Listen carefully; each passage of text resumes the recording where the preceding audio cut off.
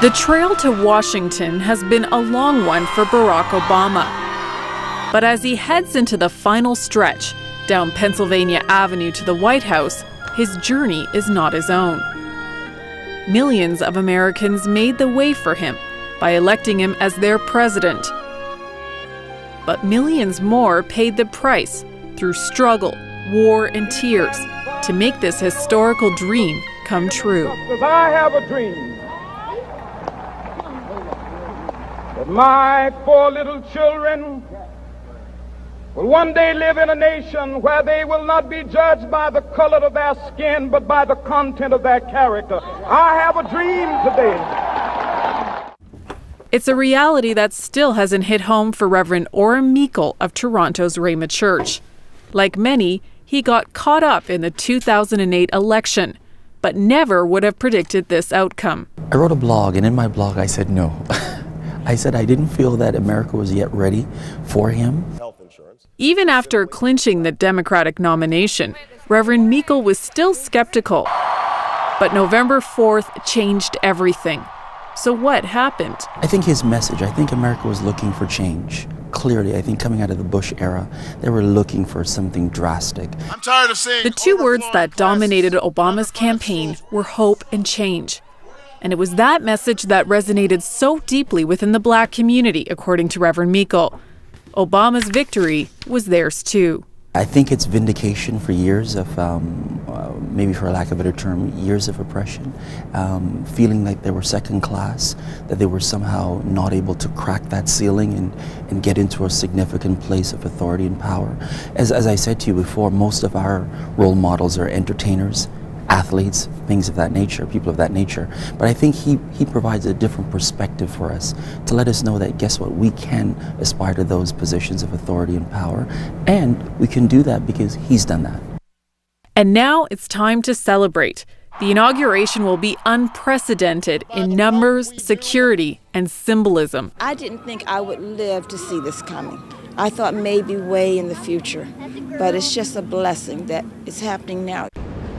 Obamamania hasn't just hit south of the border. Canadians have been caught up in this historic moment as well.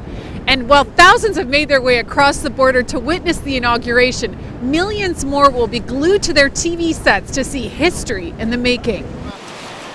And even in Niagara Falls, a natural wonder, tourists were talking about that other wonder, especially Americans. It's definitely a turning point, and I think everybody that voted for him really hopes that it's going to make a dramatic change.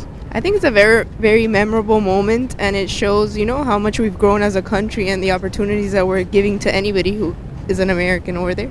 This is history. Will be a history. We will be a great day, and we need that change all over the world. We need that change. That's why we're waiting for. But not everyone is convinced. I think for some people, it's like his platform was change, hope, whatever. I think for some people that sends a message, but I don't think overall for the country, I don't think it's going to have that much of an impact. I think that there's a lot of questions to be answered still about how he's going to do.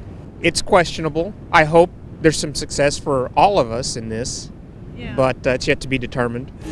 And while the history of this moment is certain, others are hesitant to call it a victory for all, especially those in the faith community.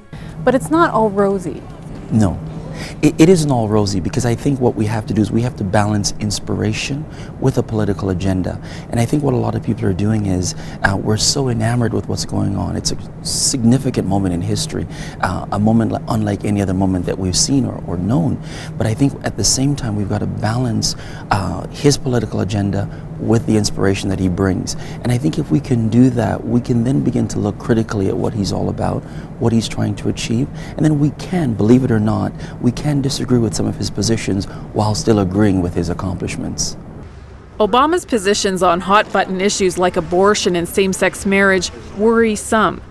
And that's why Reverend Meikle says it's important to get informed and be part of the political process. At the end of the day, our lives are governed by the Word of God. That is for us the final arbiter, and not so much the positions of Mr. Obama. And where he lines up with the Word of God, we can support, and we can pray, and we can undergird him. And where he doesn't line up with the Word of God, our obligation is to stay consistent with the Word of God. And faith is part of the political landscape in the U.S. Not only are the beliefs of leaders scrutinized, for better or worse, they are debated.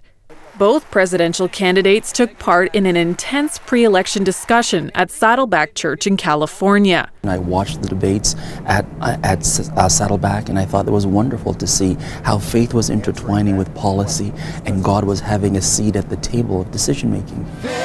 And it appears it could have a place after the election. Obama invited Pastor Rick Warren to give the inaugural invocation, a decision that raised some ire, but signaled a willingness to work together. I trust that it was genuine. I can never tell. You just can never tell what's politicking and what's genuine. You hope that it's genuine. You hope that the agendas that they ran on, the espousal of faith that they put forth during their campaigns was genuine. And at the end of the day, you take it for what it is, and you trust that it was genuine.